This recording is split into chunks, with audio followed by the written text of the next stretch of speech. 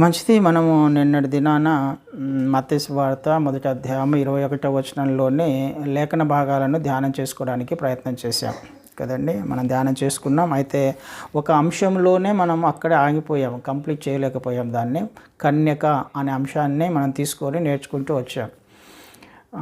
క్రీస్తు వారు ఈ లోకంలోకి రావడానికి తాను ఏర్పాటు చేసుకున్న ఒక మార్గము కన్యక అయిన మరియమ్మను ఏర్పాటు చేసుకోవడం.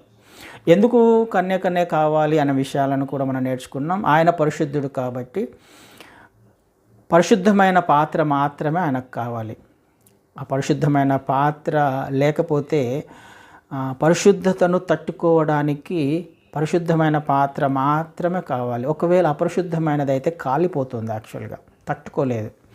అందుకనే ప్రభువైన క్రీస్తు వారు పరిశుద్ధంగా జీవిస్తున్నా, పవిత్రంగా జీవిస్తున్నా, తనను తాను లోక మాలిన్యము అంటకుండా జీవిస్తున్న మరియమ్మను ఏర్పాటు చేసుకున్నట్టుగా మనం చూసాము. తన కొన్ని ఆత్మీయ సత్యాలను కూడా నేర్చుకోవడానికి ప్రయత్నం చేశాం. ఈరోజు అందులోనే ఆ లేఖన భాగాలలోనే మిగతా అంశాన్ని నేర్చుకోవడానికి ప్రయత్నం చేద్దాం. ఎందుకు అంటే క్రీస్తు వారు ఎందుకు వచ్చారు అనే విషయం మనకు స్పష్టంగా అర్థం కావాలి. మనకు తెలుసు, తెలియదని కాదు, కానీ అందులో ఈ చివరి మాసంలో మనం కొన్ని సత్యాలను నేర్చుకోవడానికి ప్రయత్నం చేస్తున్నాం. అంటే మనం సరి చేసుకోవడానికి, లేకపోతే ఈ సంవత్సరం మనము ఎక్కడ తప్పిపోయామో నేర్చుకుంటూ వస్తున్నాం. కాబట్టి ఈ విషయాలలో ఒకవేళ మళ్ళీ మనం తప్పిపోయే అవకాశం ఉంటుంది. కాబట్టి మనం తప్పిపోయి ఉంటామేమో, దానిని సరి చేసుకోవడానికి మరొకసారి రీకలెక్ట్ చేసుకోవడానికి మనం ప్రయత్నం చేస్తున్నాం. మరొకసారి నేను ఆ లేఖన భాగాన్ని చదువుతాను. మత్తయి సువార్త మొదటి అధ్యాయంలో 21వ వచనము. ఆమె ఒక కుమారుని కనును, తన ప్రజలను వారి పాపము నుండి ఆయనే రక్షించును కనుక ఆయనకు యేసు అని పేరు పెట్టుదువనెను. ఆమె ఒక కుమారుని కనును, తన ప్రజలను వారి పాపము నుండి ఆయనే రక్షించును. తన ప్రజలను వారి పాపము నుండి ఆయనే రక్షించును. క్రీస్తువారు ఈ లోకంలోకి రావడానికి ఒక ప్రముఖమైన కారణము అక్కడ మెన్షన్ చేయబడింది. క్రీస్తువారిని ఈ లోకంలోనికి శరీరధారిగా తీసుకొని వచ్చే ఒక అంశము అక్కడ రాయబడింది. సృష్టికర్త అయిన దేవుణ్ణి, తండ్రితో సమానంగా ఉన్న అధికారము మహిమ కలిగి ఉన్న దేవుణ్ణి తగ్గించుకునేలా చేసిన ఒక అంశము అక్కడ రాయబడింది. తనను తాను శిలువ మరణానికి అప్పగించుకోవడానికి కూడా సిద్ధపడిన క్రీస్తు వారిని ఈ లోకంలోకి రావడానికి ఒక అంశం రాయబడింది. తన కుమారుణ్ణి నలగగొట్టడానికి ఇష్టపడిన తండ్రి తన కుమారుని పంపించడానికైనా నలగగొట్టబడడానికైనా ఇష్టపడిన ఒక అంశము అక్కడ రాయబడింది కదండి. ఇది చాలా ప్రాముఖ్యం. ఎందుకు దానినే నేను పదే పదే చెప్తున్నాను, వేరువేరు విషయాల గురించి ఒకే అంశాన్ని చెప్పే ప్రయత్నం చేస్తున్నాను అని అంటే దాని యొక్క కన్సిక్వెన్సెస్ చాలా భయంకరంగా ఉంటాయి. కాబట్టి కదండి, మనం నేర్చుకోవడానికి ప్రయత్నం చేసేది ఆ అంశం గురించే. మన జీవితకాలం అంతా కూడా క్రైస్తవ్యంలోకి వచ్చిన తర్వాత మన ఆత్మీయ ప్రయాణం అంతా కూడా దాని మీదనే ఆధారపడి ఉంది. క్రీస్తు వారు వచ్చిందే అందుకు కదండి, వేరే అంశం వేరే విషయం ఏం కాదు. ఆయన ఎందుకు వచ్చాడు ఈ లోకంలోకి? ఆయన తన ప్రజలను వారి పాపము నుండి ఆయనే రక్షించెను. వారి పాపము నుండి ఆయన రక్షించడానికి వచ్చాడు. ఎవరిని? తన ప్రజలను వారి పాపము నుండి. ఈ లోకానికి తీసుకొని వచ్చిన విషయం ఏంటి? ఆయనను పాపము. ఇది చాలా ప్రాముఖ్యమైన విషయము క్రైస్తవులకి. జాగ్రత్తగా వారి ఆత్మీయ జీవితాన్ని జీవించవలసిన అంశము క్రైస్తవులకి. పాపము నిమిత్తమే పాపాన్ని డీల్ చేయడానికే క్రీస్తు వారు ఈ లోకంలోకి వచ్చారు. తన ప్రజలు ఒకవేళ ఆర్థికంగా ఇబ్బందులు పడుతూ ఉంటే ఆయన వచ్చేవాడు కాదేమో కదండి. ఆజ్ఞలు ఉన్నాయి. ఆ ఆర్థిక ఇబ్బందులలో నుంచి తొలగించడానికి ఆజ్ఞలను పాటిస్తే సరిపోతుంది కదా. ఒక ధనవంతుడైన యవనస్తుని గురించి మనం చూసాం. ఏ విధంగా ధనవంతుడయ్యాడు? ఆజ్ఞలను పాటిస్తున్నాడు కాబట్టి. చిన్నప్పటి నుంచే నేను చేస్తున్నాను అని అన్నాడు కదండి. తన ప్రజలు అనారోగ్యంతో బాధపడుతుంటే ఆయన వచ్చి ఉండేవాడు కాదు. అనారోగ్యం నుంచి రక్షించడానికైతే ఆయన వచ్చి ఉండేవాడు కాదు. దానికి ఆ యోర్దాను నది ఉంది, లేకపోతే అంజురపు చెట్టు ఉంది, అంజురపు ఆకులు ఉన్నాయి. స్వస్థపరచబడడానికి అనేకమైన మార్గాలు ఉన్నాయి ఈ లోకంలో కదా. నయమాన్ వచ్చేసి నీళ్ళల్లో మునిగితే స్వస్థపరచబడ్డాడు. రోగస్తులకైన వారికి, అస్వస్థతగా ఉన్న వారికి అంజురపు చెట్టు, అంజురపు ముద్ద, అంజురపు ఆకులు సరిపోతాయి. ఈ లోకంలో ప్రతి సమస్యకు కూడా సమాధానము ఉంది లోకంలోనే. కాకపోతే ఒక విషయానికి మాత్రమే సమాధానం లేదు, పరిష్కారం లేదు, రెమెడీ లేదు, మెడిసిన్ లేదు. ఏంటిది? పాపం. ఈ పాపానికి సమాధానం ఎక్కడ ఉంది అని అంటే ప్రభువైన క్రీస్తు వారిలో మాత్రమే.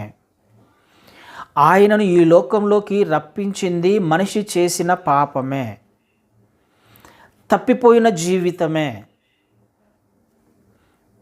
ఇదొక్క విషయాన్ని మన మైండ్లో ఫిక్స్ చేసుకుందామండి. 21 రోజుల్లో లేకపోతే ఈ 11 నెలలలో మనము ఎక్కడ తప్పిపోయి ఉండే అవకాశం ఉంది అని అంటే ఈ అంశంలోనే. ఈ ఒక్క విషయాన్ని మన మైండ్లో ఫిక్స్ చేసుకోవడానికి ప్రయత్నం చేద్దాం. నేను క్రీస్తు వారిని అంగీకరించింది కూడా ఈ అంశం మీదనే కదా. నేను తప్పు చేశాను, పాపం చేశాను, కాబట్టే నాకు రక్షకుని అవసరమైంది. ఇది అంత సివియర్గా ఉంది. ఈ అంశం అనేది చాలా సివియర్గా ఉంది. సమాధానం లేని పరిస్థితి లోకంలో. అంత సీరియస్గా ఉన్న ఇష్యూని డీల్ చేయడానికే ప్రభువైన క్రీస్తు వారు ఈ లోకంలోకి వచ్చినట్టుగా మనం చూస్తూ ఉన్నాం. అది డీల్ చేయబడకపోతే, క్రీస్తు వారు ఒకవేళ ఈ లోకంలోకి రాకపోతే ఎటర్నల్ పనిష్మెంట్లో మనం ఉండేవాళ్ళం. అంటే నిత్యత్వంలో, నరకంలో, అగ్నిలో కాలిపోవలసి ఉండేవాళ్ళం. ఇదొక్క విషయాన్నే ఆయన డీల్ చేయడానికి ఈ లోకంలోకి వచ్చాడు. ఈ పాపము ద్వారా మనిషి జీవితంలో అనేకమైన సంఘటనలు జరుగుతూ ఉన్నాయి. ఈ పాపము చుట్టే మనిషి జీవితం జీవిస్తూ ఉన్నాడు. పాపం చుట్టే తిరుగుతూ ఉంది. తను వెళ్తున్న ప్రతి పరిస్థితిని గమనించినట్లయితే తన జీవిత కాలంలో దీని చుట్టే మనిషి తిరుగుతూ ఉన్నాడు. ఆ విషయాన్ని బయలుపరచడానికే క్రీస్తు వారి లోకంలోకి వచ్చారు. మరెక్కడ సమాధానం లేని స్థితి. పరిశుద్ధుడైన క్రీస్తు వారి లోకంలోకి రావాల్సి వచ్చింది. అందుకే కన్యకను ఆయన ఏర్పాటు చేసుకున్నాడు కదండి. ఆలోచన చేయడానికి ప్రయత్నం చేద్దాం. ఎంత సీరియస్ ఇష్యూ పాపము అన్నది. పాపం అంటే ఏదో కాదు, తెలిసిన విషయమే. ఆజ్ఞ అతిక్రమమే పాపము. ఆజ్ఞను అతిక్రమించడమే, అవిధేయత చూపించడమే, దేవుని చిత్తంలో నడవకపోవడమే, గ్రహించకపోవడమే, తిరుగుబాటు చేయడమే, మనిషిగా జీవించకపోవడమే. దేవుని యొక్క ఉద్దేశము తెలుసుకోక ఆయన ఒక ఉద్దేశంతో మనల్ని ఈ లోకంలోకి పంపించాడు. ఆ ఉద్దేశము గ్రహించక ఆయన చిత్తానికి వ్యతిరేకంగా జీవిస్తున్నాం. అంటే మనిషి ఎందుకైతే తీసుకురాబడ్డాడో దానిని మరిచిపోయి వేరే విధంగా జీవిస్తుండడమే పాపం. అంటే మనిషిగా జీవించకపోవడమే పాపం. ఆలోచన చేయడానికి ప్రయత్నం చేద్దాం. ఇది ఎంత సీరియస్ ఇష్యూ. క్రీస్తు వారినే ఈ భూమి మీదకి రప్పించిన అవిధేయతను బట్టి మనము నేర్చుకుంటున్న ఆత్మీయ పాఠాలు ఏంటి? నా జీవితంలో ఒకవేళ ఇంకా అదే అవిధేయత స్థితి, అదే తిరుగుబాటు స్వభావము, అదే పాపము, అదే ఆజ్ఞను అతిక్రమిస్తున్నాను అని అంటే అర్థం ఏంటి?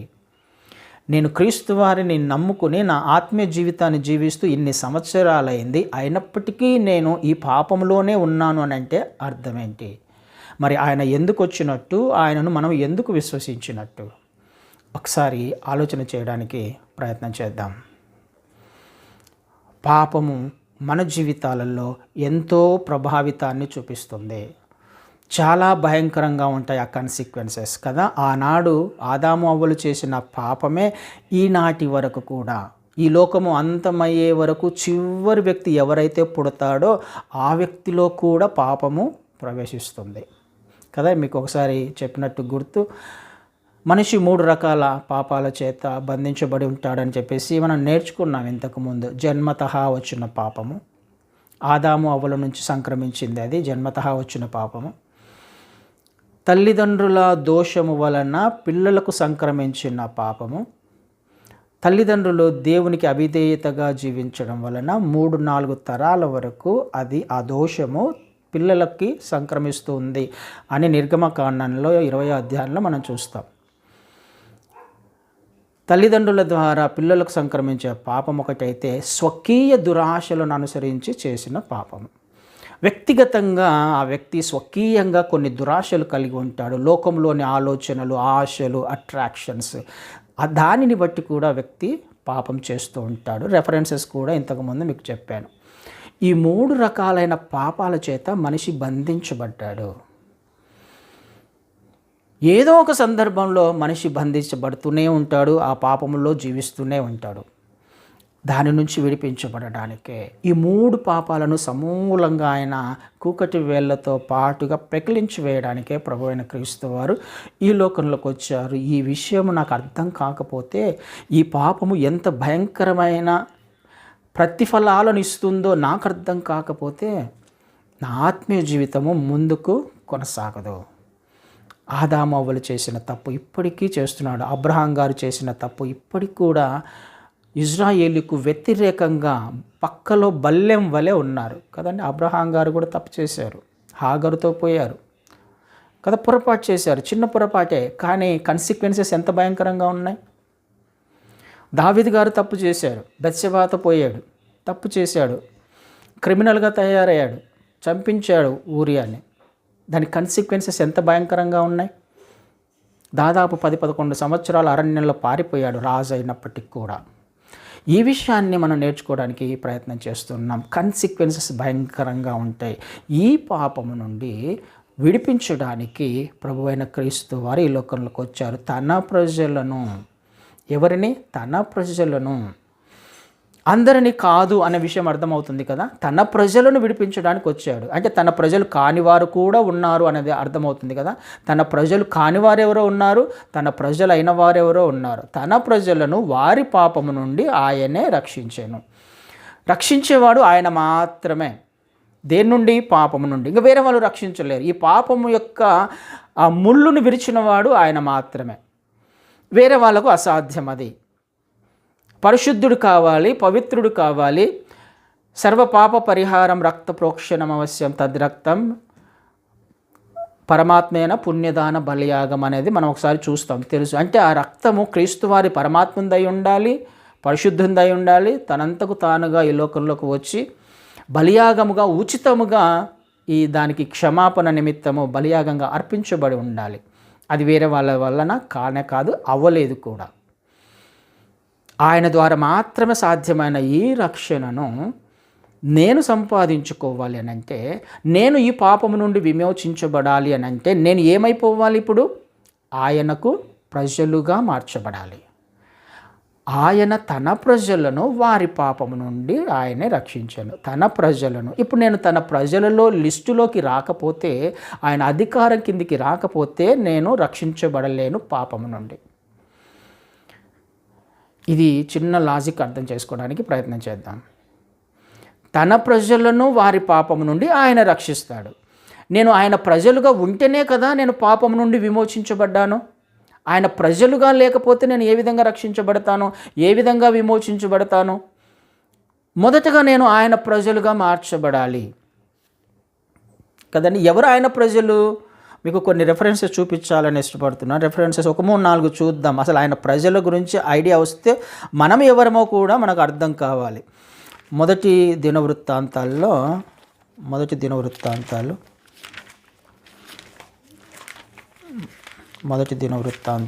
17వ అధ్యాయము 21వ వచనాన్ని చదువుతాను. మొదటి దినవృత్తాంతాలు 17వ అధ్యాయము 21. నీ జనులైన ఇజ్రాయేలీయుల వంటి జనము భూలోకమందు ఏది?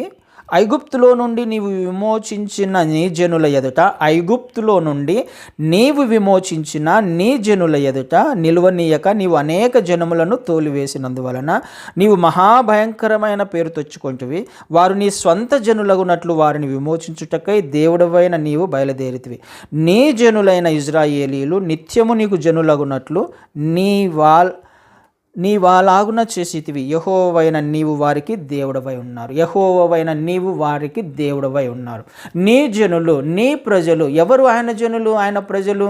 ఐగుప్తులో నుండి విమోచించబడిన నీ జనులు కదండి. ఐగుప్తులో నుండి నీవు విమోచించిన నీ జనుల ఎదట ఎవరు ఆయన ప్రజలు? విమోచించబడిన వారు ఆయన ప్రజలు. ఎక్కడి నుండి విమోచించబడిన వారు? ఐగుప్తులో నుండి విమోచించబడిన వారు, బంధకాలలో నుండి విమోచించబడిన వారు, దాస్యములో నుండి విమోచించబడిన వాళ్ళు మాత్రమే ఆయన జనులు, వాళ్ళు మాత్రమే ఆయన ప్రజలు. విమోచించబడిన వారే ఆయన ప్రజలు, ఇంక వేరే వాళ్ళు కాదు. ఆయన ప్రజల కొరకు అనేక జనాంగాన్ని కూడా ఆయన నాశనం చేసినట్టుగా చూస్తున్నాం. అనేక జనాంగాన్ని జయించినట్టుగా చూస్తూ ఉన్నాం. వారి యొక్క అహంకారాన్ని అణిచివేసినట్టుగా చూస్తూ ఉన్నాం. తన ప్రజల కొరకు. ఎవరు తన ప్రజలు? విమోచించబడిన వారు, విడిపించబడిన వారు, ఆయనను ఒప్పుకున్నవారు, ఆయనను అంగీకరించిన వారు కదండి. ఆయన లిస్టులోకి, ఆయన ప్రజల లిస్టులోకి నేను వెళ్ళాలి. మొదటగా ఆలోచన చేద్దాం. నేను విమోచించబడ్డానా? పాపము నుండి విమోచించబడ్డానా? బంధకాల నుండి విమోచించబడ్డానా అని ప్రశ్నించుకోవడానికి ప్రయత్నం చేద్దాం. ఆ పరిస్థితులలో ఒకవేళ మనం వెళ్ళకపోతే ఆయన ఎక్స్పెక్ట్ చేసినట్టుగా ఈ సంవత్సరం జీవించి ఉండకపోయే అవకాశం ఉంది. ఈ ఏరియాను ఒకసారి పరిశీలన చేసుకుందాం. నేను విమోచించబడ్డానా కదండి. 2వ సమూయేలులో ఇంకొక మాట చూపిస్తాను మీకు. 2వ సమూయేలు 7వ అధ్యాయము 23వ వచనాన్ని చదువుతాను. 7వ అధ్యాయము 23వ వచనం. నీకు జనులగుటకై వారిని నీవు విమోచించున్నట్లును, నీకు ఖ్యాతి కలుగునట్లును, నీ జనములను బట్టి నీ దేశమునకు భీకరమైన మహాకార్యములను చేయునట్లును, దేవుడవైన నీవు ఐగుప్తు దేశములో నుండి, ఆ జనుల వశములో నుండి, వారి దేవతల వశములో నుండి నీవు విమోచించిన ఇజ్రాయేలీలను బట్టి నీ జనుల వంటి జనము లోకమునందు మరి ఎక్కడ ఉన్నది? నీ జనులు బంధకాలలో నుంచి, విగ్రహారాధనలో నుంచి కదా, విగ్రహారాధనలో నుంచి కూడా. విగ్రహారాధన అంటే మరేదో కాదు. మనము దేవుని కంటే ఎక్కువ ప్రాధాన్యత దేనికైతే ఇస్తున్నామో, దేవుని ఆజ్ఞలనైనా పక్కన పెట్టి, దేవుని చిత్తాన్ని పక్కన పెట్టి, దేవుని మార్గాలను పక్కన పెట్టి ఒక పని చేయడానికి, లేకపోతే ఒక దానిని ఇష్టపడుతున్నామో అదే విగ్రహారాధన. దేవతలను పూజించిన వారిని,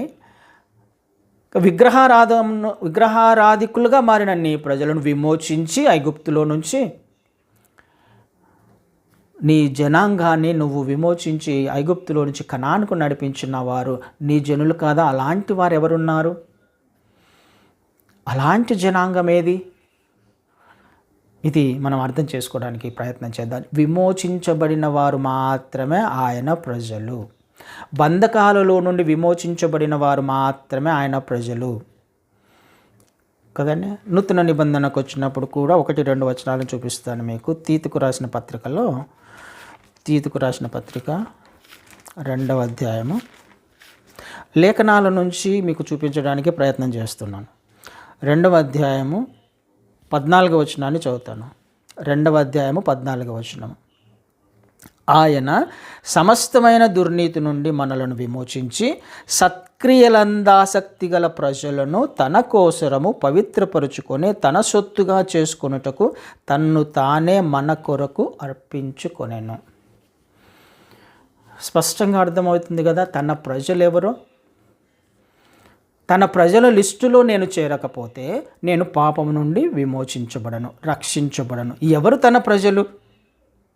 సమస్తమైన దుర్నీతి నుండి మనలను విమోచించి సత్క్రియలయందు ఆసక్తి గల ప్రజలను తన కోసము పవిత్రపరచుకొని. ఎందుకు తనను తాను అప్పగించుకున్నారు క్రీస్తువారు? ఎందుకు పాపము నిమిత్తము బలియాగముగా అర్పించబడ్డాడు? తన ప్రజలుగా కొంతమందిని చేసుకోవడానికి ఇష్టపడుతున్నారు. ఎవరు వాళ్ళు? ఎవరైతే సత్క్రియలు చేయడానికి ఆసక్తి కలిగి ఉంటారో, ఆసక్తి కలిగి ఉండడం కదా, ఆసక్తి కలిగి ఉండడం అంటే మిగతా వాటికంటే ఎక్కువ ప్రయారిటీ ఇవ్వడం, దేవుని చిత్తాన్ని మాత్రమే చేయడానికి ఇష్టపడడం,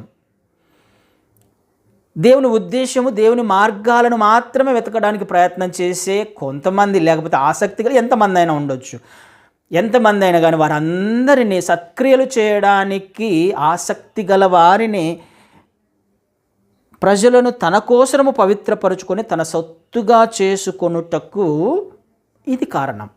తనను తాను అప్పగించుకున్నాడు.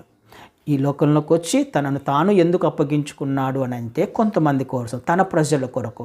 ఎవరు తన ప్రజలు అనంటే సమస్తమైన దుర్నీతి నుండి విమోచించబడిన వారు. ప్రతి విధమైన దుర్నీతి, ప్రతి విధమైన అపవాది ఆలోచనలు, ప్రతి విధమైన పాపం అంటే ఆజ్ఞాతిక్రమం అంటే దేవుని చిత్తంలో లేనిది ఏదైనా కానీ వాటన్నిటి నుంచి విడిపించబడిన వాడే తన ప్రజలు, వేరే వాళ్ళు కాదు. ఇది నాకు అర్థం కాకపోతే నేను ఆయన లిస్టులో ఉన్నానా లేదా, అసలు తన జనాంగంగా ఉన్నానా లేదా అనే విషయము మనం ఆలోచన చేసుకోవాలి. ఆలోచన చేసుకుంటే కొన్ని విషయాలు అర్థమవుతాయి. తన ప్రజలుగా ఉన్నాను అని అంటే ఏమర్థమవుతుంది? నేను సత్క్రియలు చేసేవాడిగా ఉండాలి, దేవుని పని చేసేవాడిగా ఉండాలి, దేవుని చిత్తంలో నడిచేవాడిగా ఉండాలి, దేవుని ఆలోచనలు కలిగిన వాడిగా, ఆసక్తి కలిగిన వాడిగా ఉండాలి. ఈ విషయం ఒకవేళ మనం ఆలోచన చేస్తే అలా ఉన్నట్లయితే దేవునికి స్తోత్రం. అలా లేకపోతే మిగతా వాటికి ప్రయారిటీ ఇచ్చుకుంటూ జీవించవలసినట్టుగా జీవించకపోతే తిరిగి మనం పాపంలో బంధించబడి ఉంటే ఆయన ప్రజల లిస్టులో మనము లేము కదండి. పాపము చాలా చాలా సీరియస్గా ఉంది ఈ లోకంలో. చివరి దినాలలో ఇంకా ఎక్కువగా ప్రబలిపోతుంది. ఎంత సీరియస్గా ఉంది అని అంటే మనం అర్థం చేసుకోవడానికి ప్రయత్నం చేద్దాం. క్రీస్తు వారు సిలువ మీద ఉన్నప్పుడు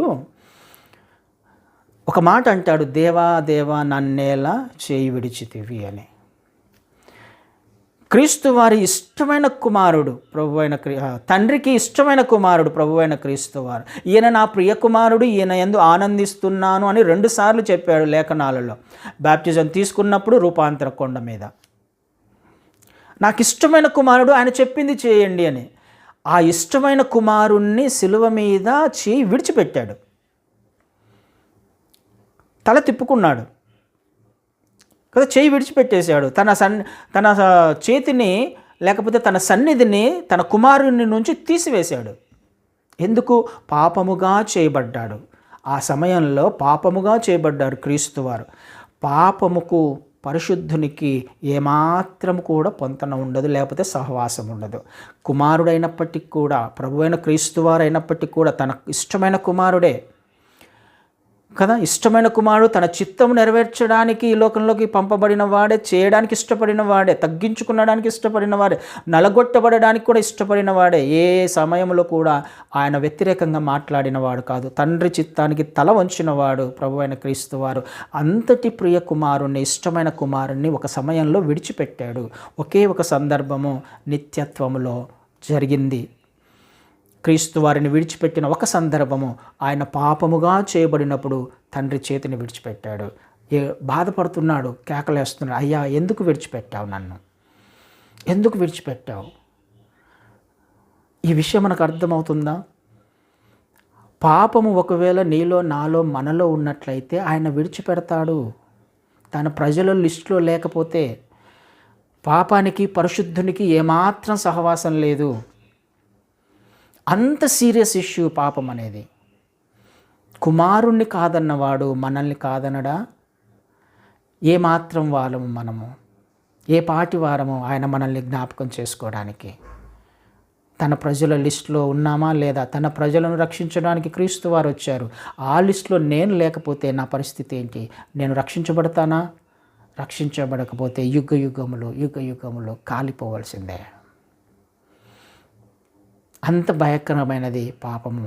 దాని నుండి రక్షించడానికి ఆయన ఈ లోకంలోకి 2000 సంవత్సరాల క్రితము కన్యకను పనికొచ్చే పాత్రగా, పవిత్రమైన పాత్రగా ఆయన సెలెక్ట్ చేసుకొని ఈ లోకంలోకి వచ్చాడు పరిశుద్ధునిగా.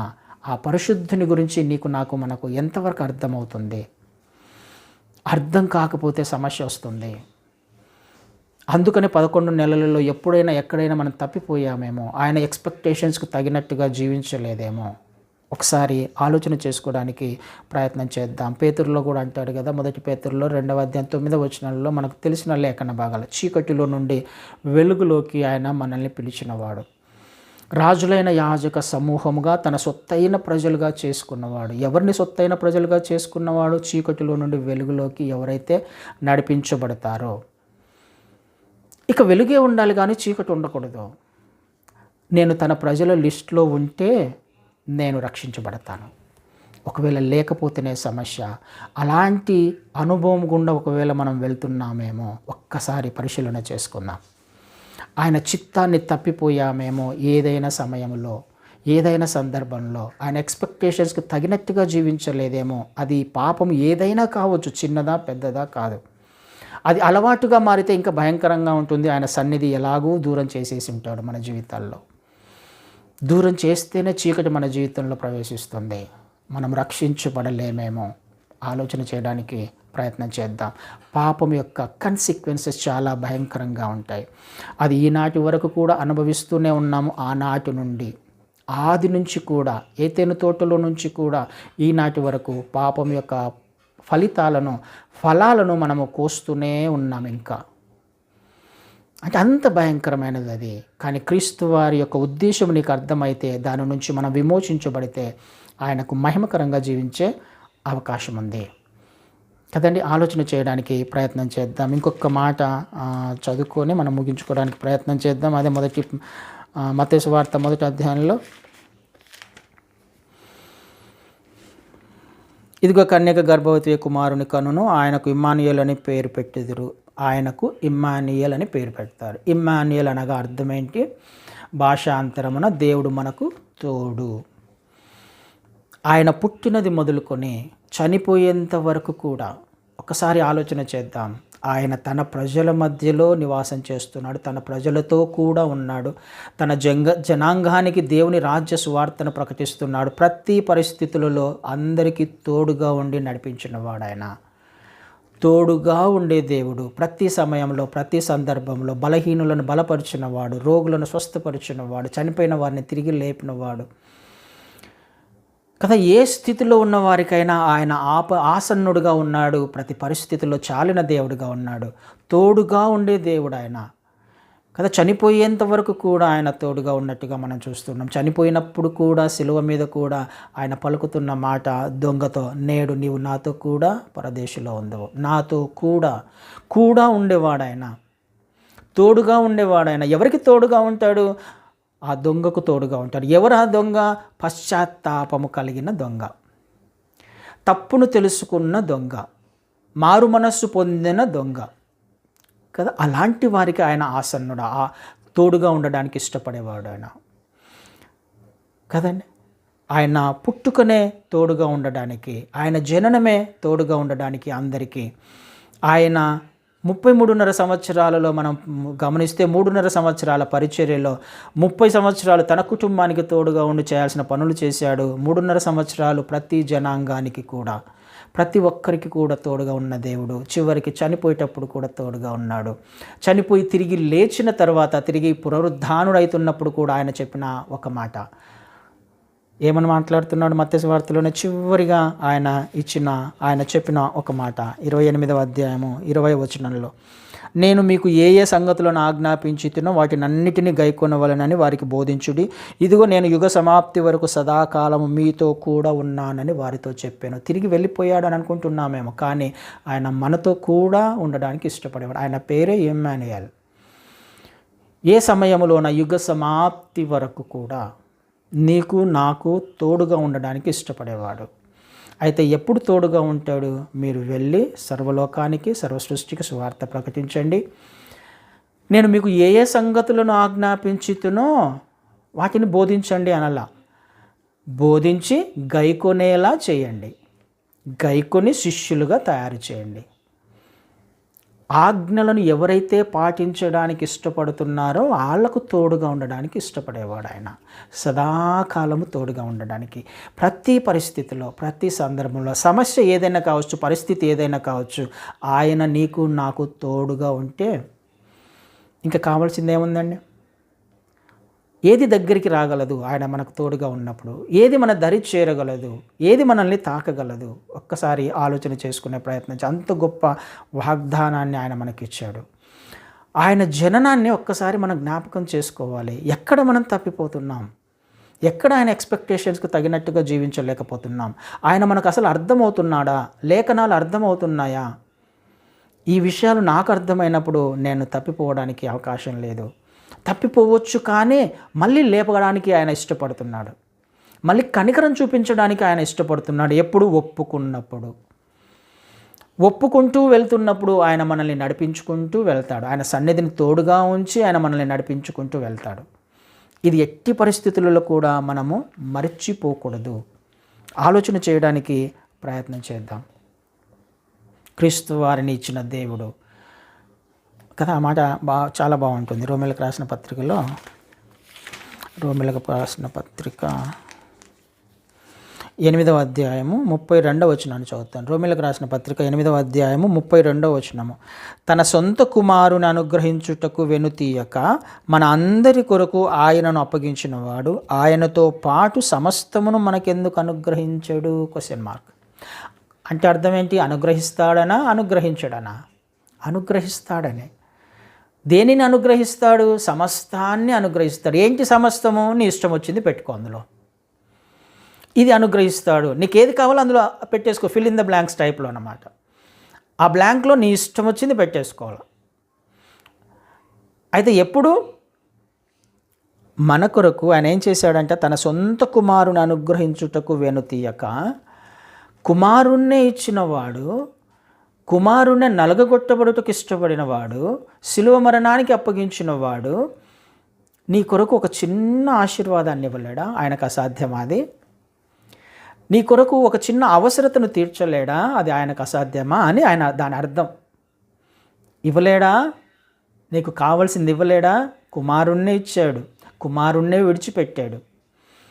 నలగొడుతూ ఉంటే కుమారుణ్ణి చూస్తూ ఉండిపోయాడు ఊరికే. నీకోసం, నా కోసమే, మన కోసమే. ఆయన అలా ఉండకపోతే, చూస్తూ ఉండకపోతే, ఆ శిక్ష ఆయన భరించకపోతే, ఆ రక్షణ మనకు రాకపోతే మన పరిస్థితి ఏంటి?